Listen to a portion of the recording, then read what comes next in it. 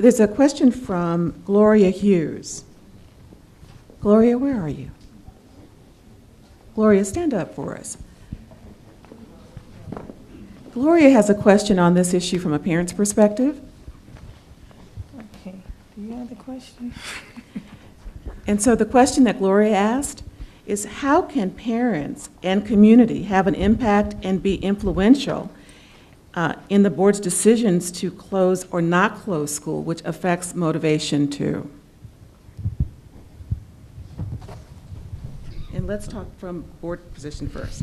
Well, I would say right now is a good time to get involved with our school consolidation committee that I talked about.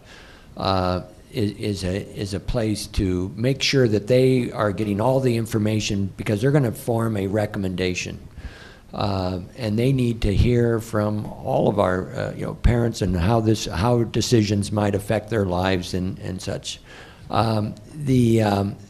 There are many ways. I know they've on the website they have email address, but they are going to have some community-wide forums coming up so that this information. But that would be the first place, I think, to start with is with our committee. One follow-up question. At this point, would that matter that we do all that? Would it change anything that's already been put on the table? Parents voicing their opinions and voicing their desires, would it at this point have any impact? Absolutely, because right now it's like an open canvas, and so what they're looking at is really what looking at criteria and things. There have been no decisions made on this matter, so the time is now to start and be involved and have your voice heard. Before we get to Diaz, Mayra, can you talk about the power of a parent's voice in these kinds of matters? Yeah, I mean, it's extremely important for a parent to be involved, whether it be just for 10 minutes in the beginning of the class or for almost all day, like me. But just any little bit helps, and your kids notice and they appreciate it, and they're actually kind of proud to see, like, oh look, my parents there, or look, there's my mom. It's neat for them, and it helps them. It makes them think, like, this is important. My school is important, and you should get involved. Mr. Diaz. Yeah, I just wanted to follow up on school closure and the importance of parents and other community students, staff actually participating in the process and contributing their ideas. There is no good way to go about closing a school. We accept that it's going to be traumatic and impactful for parents, for students, and for staff.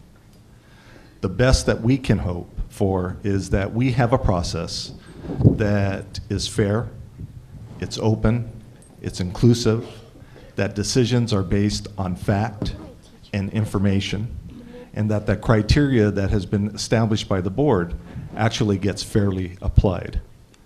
And so this is one of the toughest things that a school district has to do.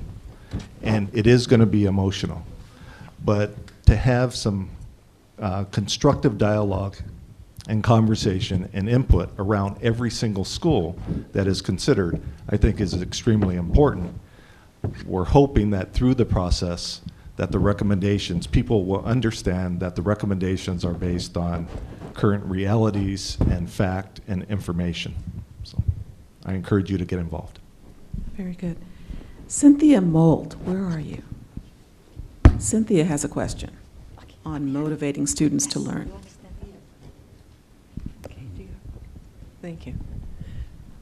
My question was on discipline policy, and I'm a teacher at Altadena Elementary, and at the various sites throughout the district, each campus has its own culture, its own configuration.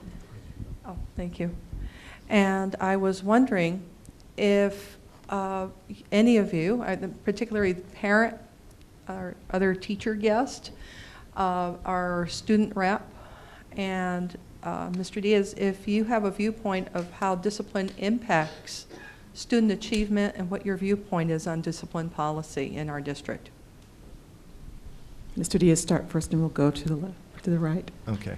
Obviously, student discipline and having an orderly, safe school campus and an academically focused environment for all kids is extremely important, and disruption does take away from the learning process. I understand how every school has unique circumstances that would determine specific policies. However, what we're doing in the district is we're trying to become much more standardized.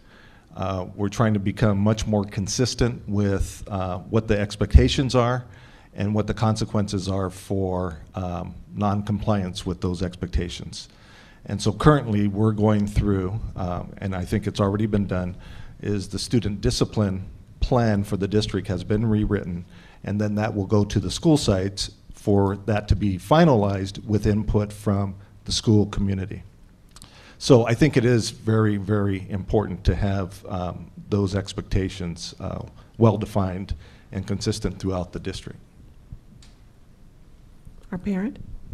Mayra? I just think it really just starts at home. It starts with the parents letting the kids know you are responsible for yourself. And I know they're little, and sometimes we seem to think that they're not getting it, but we're their parents.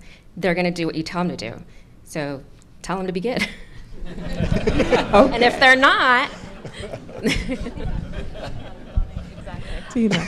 Thank you. My head went straight to the rigor, relevance, and relationships. And as a professional, I think it's really important for me to take control of the classroom right away. I know that kids come in with all kinds of different distractions, and if I don't present a focus and one that's meaningful to them and one that builds a relationship with us, they're going to take the focus away from me. So it's about me as a professional being prepared and knowing what I'm supposed to be doing, having a focus, sharing that focus with the children, getting their input back to me, and having this real dynamic happening in a classroom.